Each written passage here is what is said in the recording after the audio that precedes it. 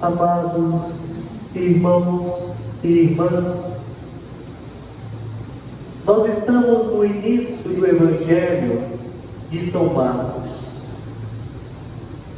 E os eventos que vão sendo sucedidos, eles têm a sua grande importância dentro da narrativa do texto. Depois que Jesus é batizado, ele chama os seus primeiros discípulos e logo em seguida Jesus, ele expulsa o demônio de um possesso. Jesus começa o seu ministério derrotando Satanás. Logo no início do ministério de Jesus, ele já mostra o porquê ele veio. Ele veio para derrotar o poder de Satanás. A carta aos Hebreus, que foi a primeira leitura de hoje, no capítulo 2, versículo 14 diz: também Jesus participou da mesma condição, para assim destruir com a sua morte aquele que tinha o poder da morte, isto é, o diabo. Jesus, ele veio para destruir o poder do diabo, o poder que ele tinha sobre o mundo, o poder que ele tinha sobre os homens. Por isso Jesus inicia o seu ministério derrotando Satanás.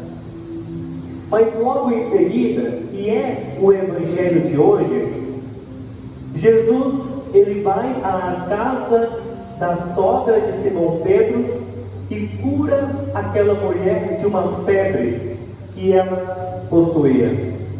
É interessante isso. Isso nos lembra muito a narrativa do Gênesis. Primeiro vem Satanás e depois vem uma mulher do qual come o fruto proibido. E a partir daquela mulher, o pecado entra em todos os filhos da humanidade. Olha só o que Jesus faz. Primeiro Jesus derrota Satanás e depois ele vai curar uma mulher. Se o pecado entrou no mundo por causa de uma mulher, a redenção do mundo, a cura do mundo também acontece por causa de uma mulher. A primeira redimida nesse mundo foi a Santíssima Virgem Maria, uma mulher. A primeira redimida por Cristo foi justamente uma mulher. Jesus, ele toca a sogra de Simão Pedro, ele toca aquela mulher justamente porque uma mulher foi a primeira ferida pelo demônio. A primeira ferida pelo demônio, uma mulher. Hoje, quem é curada por Jesus é uma mulher. Mas também trazendo para as nossas famílias, perceba uma coisa. Às vezes você vem à igreja e você ora a Deus: Senhor, cura meu marido, cura minha esposa, cura o meu filho, ou converte uma pessoa que eu conheça. Nós estamos pedindo sempre pelos outros. Mas antes de Jesus realizar algo na sua casa, ele quer realizar em você. Antes de Jesus realizar um milagre na sua casa, ele quer realizar um milagre em você. A carta aos Coríntios, ela tem uma passagem muito bonita que diz: a mulher cristã, ela santifica o marido não cristão. Você que é cristão, que está hoje aqui nessa igreja, a você que me acompanha através dos meios de comunicação social, você, a partir do momento que você experimentar a cura de Deus na sua vida, em que você deixar essa febre, no qual nós estamos também sofrendo. O que é essa febre da sogra de Pedro? Essa febre pode ser as nossas paixões mundanas, pode ser os nossos apegos ao mundo. Quando você for curado do seu apego ao mundo, do seu apego a você mesmo, quando você for curado dos vícios, quando você for curado do pecado, quando você tiver essa febre curada, quando essa febre desaparecer da sua vida, então a partir de você, Deus vai santificar ainda mais a sua casa.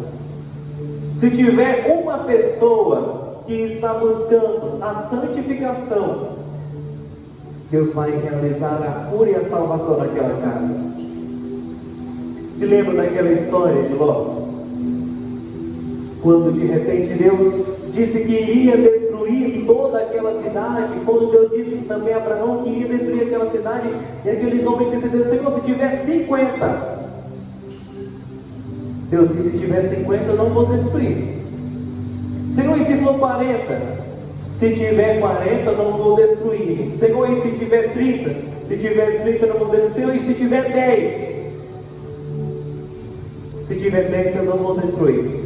Se por causa de 10 justos Deus iria salvar uma cidade, e não salvou porque não foi encontrado 10 pessoas justas naquela cidade, por causa de uma só pessoa justa Deus quer salvar a tua família também. Por causa de um justo Deus pode salvar toda uma casa. Por causa de um único justo Deus pode salvar uma família inteira. Quando você se entrega a Deus, você e sua casa serão santificados. Mas é necessário que haja uma entrega a Deus, uma entrega sem medos, sem pensar: o que vai me acontecer se eu me entregar a Deus? O que será que vai acontecer com a minha família? Se você não tiver medo de entregar-se a Deus, Deus vai cuidar da tua casa. É como aquele jovem que quer ir para o seminário. Não é fácil um jovem deixar a família ir para o seminário. Ele fica pensando: e o que vai acontecer se eu deixar a minha família ir para o seminário? Às vezes tem jovens que têm tantas dificuldades financeiras que eles têm medo de ir para o seminário e a família passar necessidades. Mas se você tiver fé e se entregar a Deus, Deus vai assumir o lugar no qual você estava. Quando o jovem vai para o seminário, Deus assume. O próprio Jesus assume o lugar daquele jovem em casa. Se você, esposa, você, esposo, você que é filho, se você se doar a Jesus, muito mais Jesus na sua casa também estará presente. Mas é necessário que primeiro você seja curado. Reze sim pelos outros, para que os outros também alcancem a cura, mas que você também procure essa cura. Se você está enfermo, primeiro peça a cura para você. Senhor, curai-me da minha enfermidade, curai-me da minha febre. O Evangelho diz que Jesus, ele aproximou-se daquela mulher, ele inclinou-se sobre ela e segurou a mão daquela mulher. Jesus segurou a mão daquela mulher. Jesus sustenta aquela mulher. Jesus nos dá a mão para nos sustentar. É Deus que te sustenta.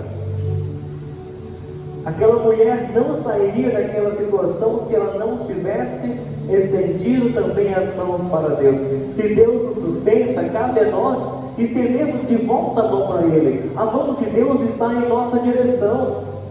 Nós segurarmos na mão dele é uma decisão nossa também. Deus está à nossa procura e estende a nossa mão. Ele nos sustenta, Ele nos segura, Ele nos torna mais firmes. Mas você não tire a mão de Deus. Volto mais uma vez no Gênesis. Sou apaixonado pelo início do Gênesis. No Gênesis, Deus andava de mãos dadas com o homem. Quando o homem pecou, foi o homem que tirou a mão de Deus e se escondeu. Se o homem não tivesse tirado a mão de Deus, Deus continuaria de mãos dadas com ele. Se ele não tivesse pecado, Deus estaria de mãos dadas com ele. Não foi Deus que fugiu. Não foi Deus que saiu simplesmente da sua casa. Foi a sua casa que se escondeu de Deus. Não foi Deus que te deixou sozinho. Você pode até pensar, por que será que Deus está me abandonando? Por causa das suas atitudes, você foge de Deus, mas Deus não te abandona. Depois que Jesus, ele cura a sogra de Pedro, ele também cura um leproso. Lembra? Primeiro derrota Satanás, depois toca e cura uma mulher, e agora depois também cura um homem. Assim como o pecado entrou, a redenção também foi entrando. A derrota de Satanás, o toque e a cura de uma mulher, e também a redenção, quando Jesus cura aquele homem leproso. Primeiro, tenha a tua febre curada, para depois você também levar a cura e a palavra de Deus para toda a tua família. Mas não desanima, não desanima.